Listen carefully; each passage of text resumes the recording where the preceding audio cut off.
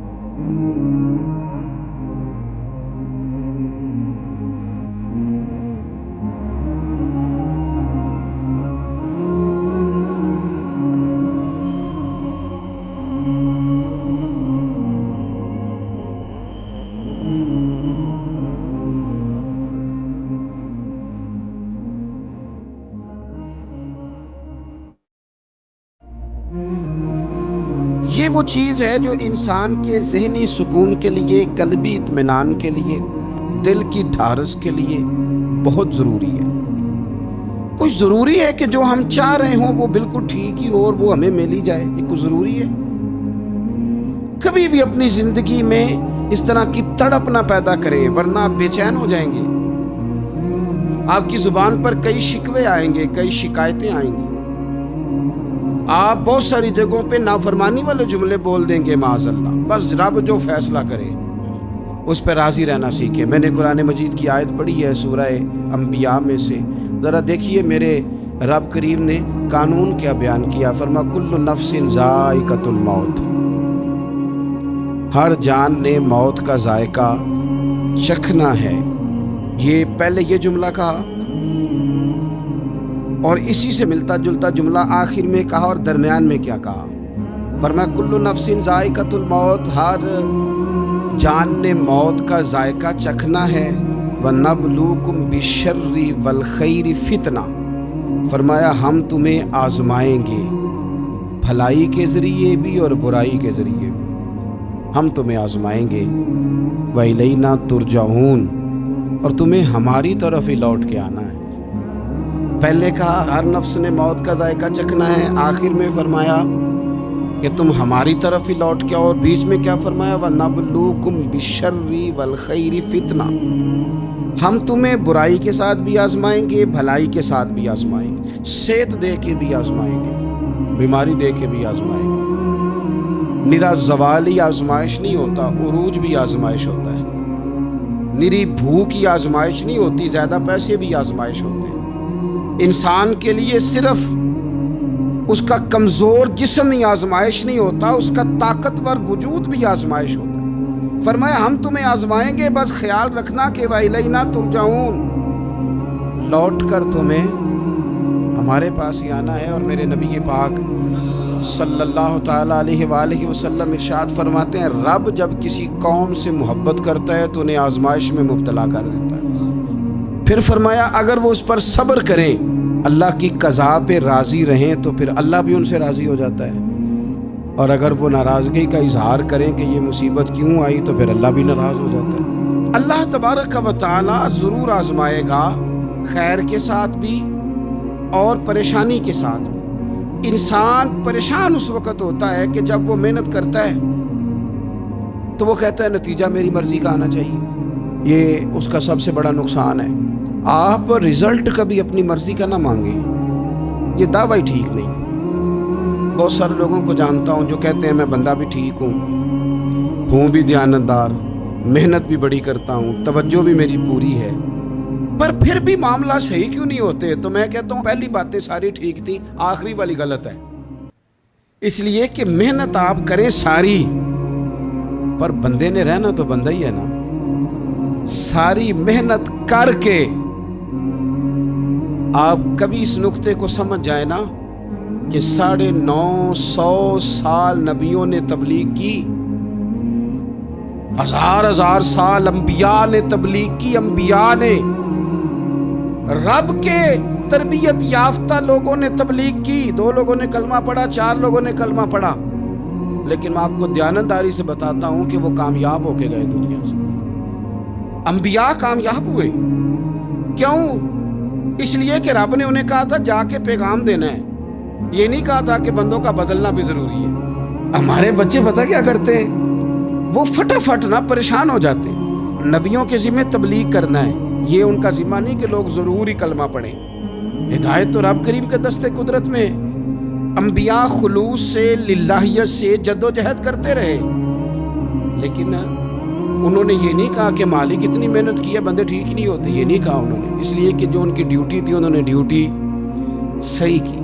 ہم نے اپنی ڈیوٹی کرنی ہے۔ پریشان اس وقت ہوتے ہیں جب نتیجہ اپنی مرضی کا مانگتے ہیں۔ نتیجہ نہ اپنی مرضی کا مانگے، رزلٹ نہ اپنی مرضی کا مانگے۔ وہ جناب پیر صاحب میں فلانا وظیفہ بھی پڑھتا ہوں، فلانا وظیفہ بھی پڑھتا ہوں، فلانا وظیفہ بھی پڑھتا ہوں، دل نہیں صاف ہوتا۔ تو میں نے کہا یہ تو اللہ نہیں کر رہا ہے۔ آپ ڈیوٹی کریں، آپ کام کریں جو آپ کے ذمہ لگایا گیا، اس میں وہ قضا نہ کریں آپ، باقی اللہ تعالیٰ کرم نوازی فرمائے گا۔ دیکھیں ایک بادشاہ تھا، اس کی سلطنت میں نا وہ قوم بنانا چاہتا تھا۔ ہمارے بادشاہ، ہمارے حکمران قومیں نہیں بناتے، لوگوں کو اپنے حق میں قائل کرتے ہیں۔ اس لیے کبھی بھی ہمارے ملک میں قومی سوچیں عام نہیں کی جاتی، ذاتی سوچیں عام کی جاتی ہیں۔ ملی باتیں نہیں کی جاتی، ذاتی باتیں کی جاتی ہیں۔ وہ چاہتا تھا کہ میری قوم بن جائے۔ اس کا ایک ہیرا سلطنت میں سے گم ہو گیا، تو اس نے اعلان کیا، اس نے کہا کہ جو بندہ ہیرا تلاش کر کے لائے گا اسے انعام دوں گا۔ ساری قوم نکل کھڑی ہوئی ہیرا تلاش کرنے پر۔ ادھر بھی لوگ گئے، ادھر بھی لوگ گئے، خشکیوں میں، دریاؤں میں، جہاں جہاں جس کی پہنچ تھی، جنگلوں میں، وادیوں میں، گھروں میں، بستیوں میں لوگوں نے ڈھونڈا۔ ساری قوم ایک ہیرا تلاش کر رہی ہے۔ بالآخر سب لوگ جمع ہو گئے ایک میدان میں۔ ایک بندہ اوپر چڑھا بادشاہ کے پاس، وہ اونچی جگہ پہ کھڑا تھا۔ اس نے کہا جناب یہ ہیرا مل گیا ہے۔ اب جب ایک کو ہیرا مل گیا تو باقیوں کے چہرے اتر گئے کہ یہ کامیاب ہوا، ہم ناکام ہوئے۔ بادشاہ چونکہ ان کی تربیت کے لیے یہ کام کر رہا تھا، اس نے کہا تمہارا کیا خیال ہے کہ اس ہیرے کے بغیر میرا گزارا نہیں تھا؟ کہ تمہارا کیا خیال ہے کہ ہیرا میری سلطنت سے نکل گیا تو مجھے زوال آ جائے گا؟ اس نے کہا یہ تو ایک ہیرا ہے۔ اٹھا کے پھینکا، دیوار کے ساتھ لگا، ہیرا ٹوٹ گیا۔ اس نے لوگوں سے کہا تمہارے چہرے اترے ہوئے ہیں، میں تمہیں ایک بات سمجھانا چاہتا ہوں، ہیرا ایک ہی تھا، ایک ہی بندے کو ملنا تھا۔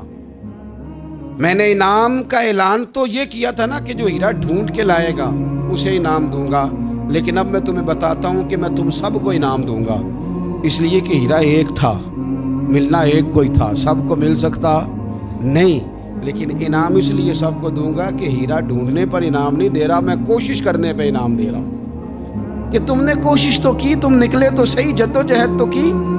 کچھ لوگ کہتے ہیں کہ ہمیں ہیرا مل بھی جائے، او خدا کے بندے، ہیرا ایک ہے، ہیرا ملنا کمال نہیں، محنت کرنا کمال ہے۔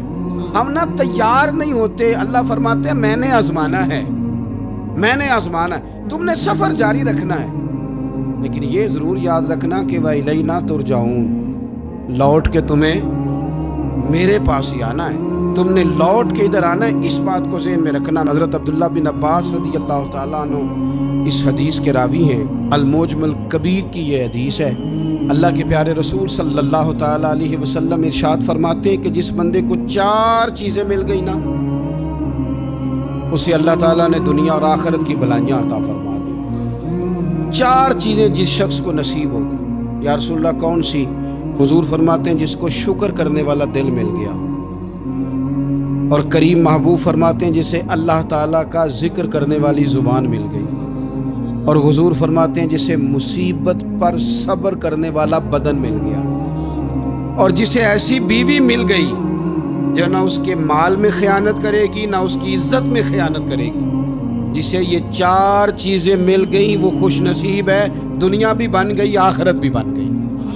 کامیابی صبر آ جانے کا نام ہے، کامیابی شکر حاصل ہو جانے کا نام ہے، کامیابی میرے عزیز یاد رکھ لے کہ انسان اللہ کے ذکر میں لگ جائے تو اس کا نام ہے کامیابی۔ ہم نے کس کو سمجھ لیا؟ اپنی زندگی میں ایک تو محنت کرے، نتیجہ اللہ پہ۔ دوسری بات، امیدیں ذرا چھوٹی وابستہ کرے، لمبی نہ بنائے۔ ایک ہے منصوبہ سازی کرنا مستقبل کی، وہ غلط نہیں۔ میرے نبی پاک علیہ السلام کا فرمان کاش کبھی ہم سمجھ جائیں۔ حضور نے ایک دن صحابہ سے فرمایا تھا حیا کرو، کہا صحابہ سے، سمجھایا ہمیں، فرمایا حیا کرو۔ یا رسول اللہ کس بات سے؟ فرمایا وہ والا مال کماتے ہو جو کھا ہی نہیں سکتے، اور وہ والے مکانات بناتے ہو جن میں تم رہ ہی نہیں سکتے، اور ان چیزوں کا سوال کرتے ہو جن کی تمہیں ضرورت ہی نہیں۔ اتنے لمبے محلات، اتنا لمبا چوڑا مال، اتنا لمبا چوڑا پیسہ، اتنی لمبی امیدیں، اتنی لمبی داستانیں، انسان کمزور ہو جاتا ہے، ساری زندگی حساب کتاب میں بیت جاتی ہے۔ دیکھیں نا، حضور علیہ السلام نے فرمایا یہ جو غریب لوگ ہیں نا، یہ مالداروں سے 50,000 سال پہلے جنت میں داخل ہو جائیں گے۔ کیوں؟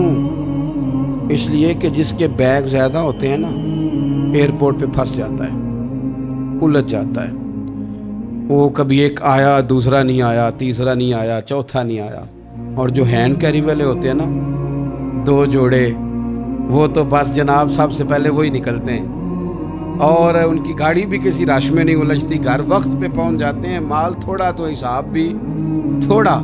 تو ہم نا لمبی امیدوں کے چکر میں اس لیے پریشان ہے۔ رب کہتا ہے وَإِلَيْنَا تُرْجَعُونَ، تم نے اپنے گھر واپس آنا ہے، تم نے ادھر لوٹنا ہے، تم اتنے لمبے چوڑے معاملات کا شکار نہ ہو جانا۔ تیسری بات جس کو آپ ضرور سمجھیں گے اور اس پر آپ غور کریں گے، بندوں پر اعتماد کرنا چھوڑ دیں، اللہ پر اعتماد کریں۔ ایک اعتماد ہے اللہ کے نیک بندوں کا، دعاؤں کا اعتماد، نسبتوں کا اعتماد، اس کی بات نہیں کر رہا میں، دنیا داروں، سیٹھوں، نوابوں، جاگیرداروں پر اعتماد کی بات کر رہا ہوں۔ اعتماد خلق چھوڑ دیں، اعتماد خالق کریں۔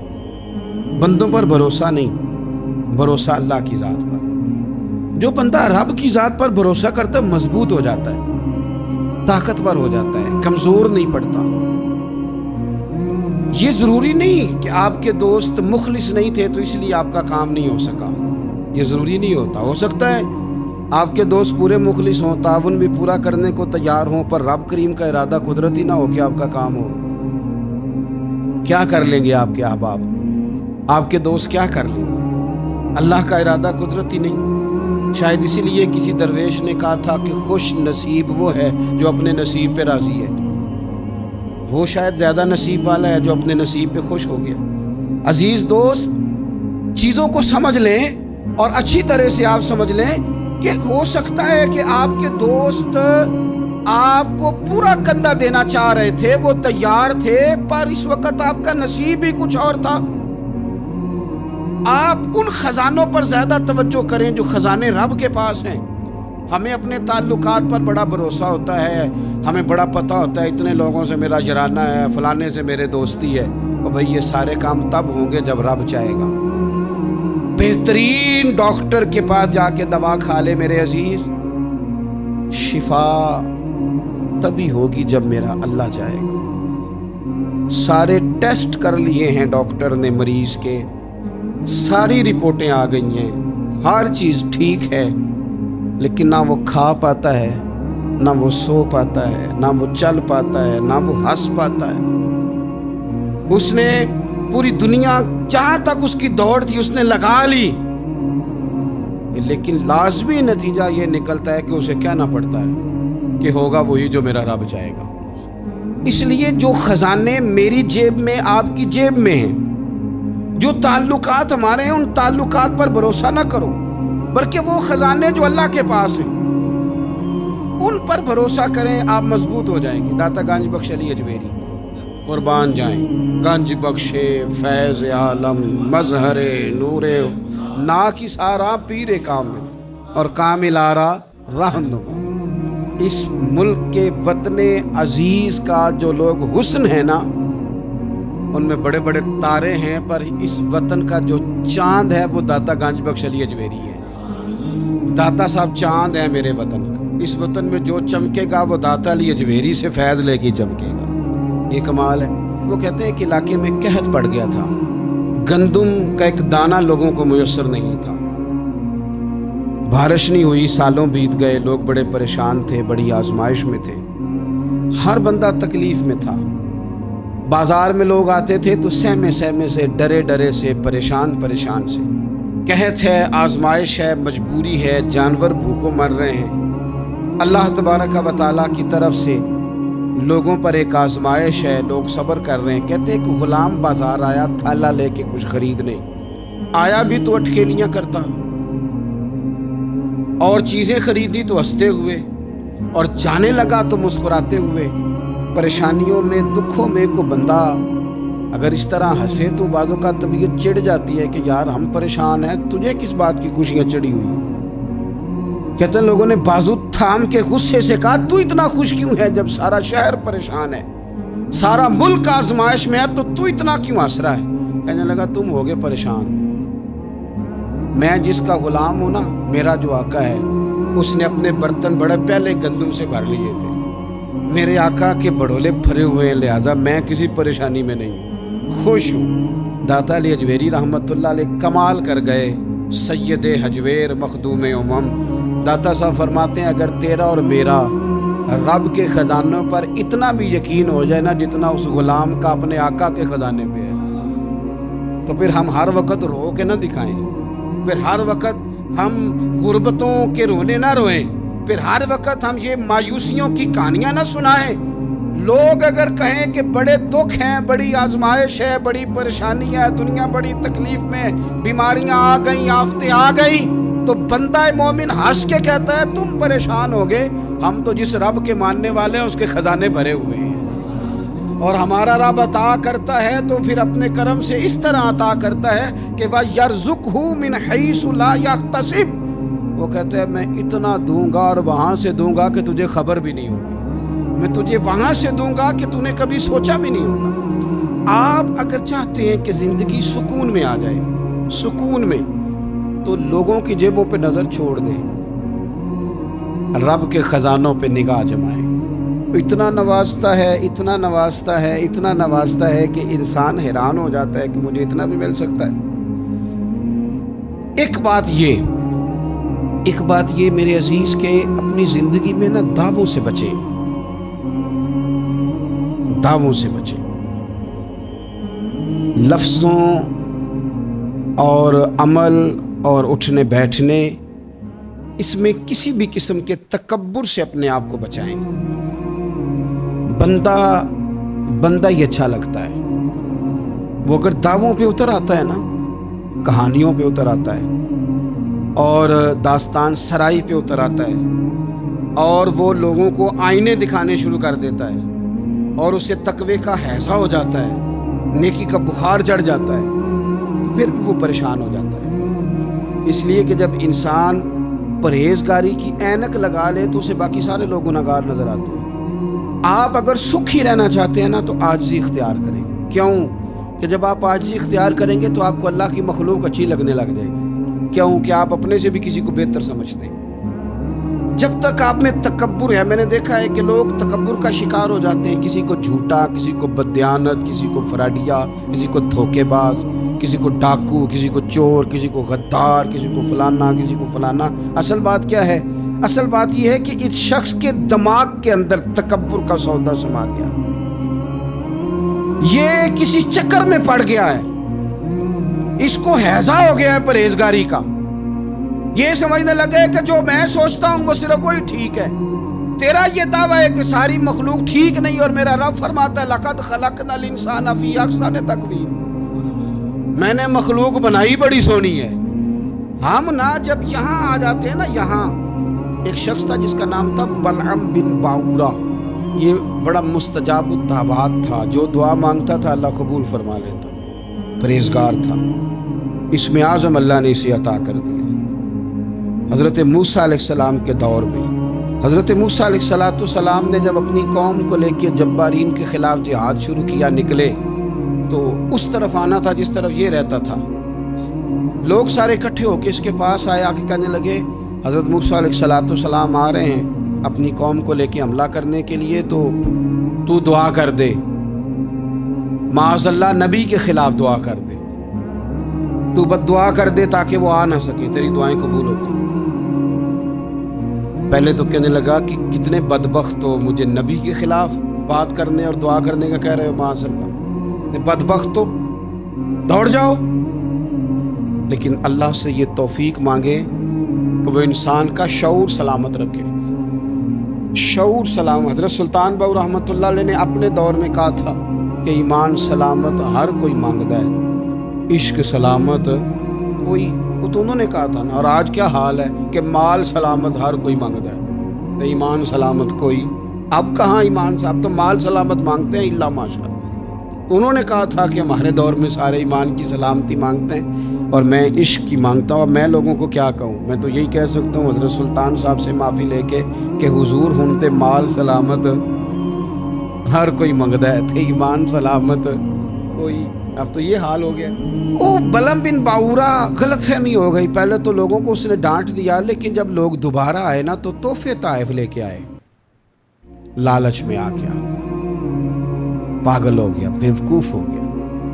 ہیرس ہوس یہ کہیں کا نہیں چھوڑتا انسان کو۔ لوگ نیک لوگوں سے بھی دینداری کا رشتہ نہیں بناتے، دنیا داری کا بنا دیتے۔ وہاں سے بھی مال ڈھونڈتے ہیں جہاں آ کے انہیں دنیا بھول جانی چاہیے تھی۔ مال آیا، دولت لے کے آئے لوگ، انہوں نے تحفے طائف دیے، کہنے لگا ٹھیک ہے۔ پہلے ڈانٹ رہا تھا کہ نبی کے خلاف میں بد دعا کروں، اور اب تیار ہو گیا معاذ اللہ۔ گدھے پہ بیٹھ کے یا گدی پہ بیٹھ کے جا رہا ہے کہ پہاڑ پہ چڑھ کے حضرت موسیٰ علیہ السلام اور ان کی قوم کے خلاف معاذ اللہ بد دعا کرتا ہوں۔ تو رستے میں جاتے ہوئے نا گدی نے منہ پھیر کے کہا کہ باز آ جا۔ گدی کہنے لگی تو مجھے آگے بھیجتا ہے، فرشتے مجھے پیچھے بھیجتے، باز آ جا۔ بڑے لوگ کانوں میں اذانیں پڑھتے ہیں کہ سیانے ہو جا، سیانا ہو جا، لیکن جب کسی پر بدبختی غالب آتی ہے تو پھر وہ سمجھدار ہونے کو تیار نہیں۔ اللہ تعالیٰ اپنی خفیہ تدبیر سے ہمیں محفوظ فرمائے۔ اللہ تعالیٰ ہمارے حق میں جب بھی فیصلہ کرے تو رحمت والا کرے، کرم والا کرے، آسانی والا کرے۔ چڑھ گیا پہاڑ پہ، اور پہاڑ پہ چڑھ کے جب اس نے ہاتھ اٹھائے، وہ لوگ جو بد دعا کرانے والے تھے وہ ساتھ ہی تھے، تو اپنے منہ سے لفظ نکالتا ہے حضرت موسیٰ کے خلاف معاذ اللہ، لیکن وہ لفظ اپنی قوم کے خلاف نکلتے ہیں۔ وہ ان کے خلاف بد دعا کرنے چلا تھا، تو چونکہ ہر چیز اللہ کے دستے قدرت میں ہے نا، تو زبان سے نکالتا کچھ ہے، نکلتا کچھ اور ہے۔ پھر وہ وقت بھی آیا کہ زبان لٹک گئی، سینے پہ آ گئی، عذاب آ گیا اللہ کا، تباہ ہو گیا اپنی قوم سمیت۔ اپنی زندگی میں یاد رکھ لیں اچھی طرح، ہرس، ہوس، تکبر، غرور، وہ کسی چیز کا بھی ہو، وہ انسان کو لے ڈوبتا ہے۔ اگر آپ زمین پہ کھڑے رہ کے لوگوں کو دیکھیں گے تو کچھ لوگ اگر آپ کو اپنے برابر نظر آئیں گے نا قد میں، تو کچھ انشاءاللہ بڑے بھی نظر آئیں گے۔ ہم نے لسٹیں بنا لی ہیں کہ کون کون کتنا غلط ہے، ہم نے ہر ایک کے بارے میں 2-4 باتیں یاد کر لی، فلانا اتنا خراب ہے، فلانا اتنا اور فلانا اتنا۔ اس کا نقصان یہ ہوا ہے کہ اللہ کی خوبصورت مخلوق، خوبصورت رنگوں میں ہم نے حالات خراب کر لیے ہیں۔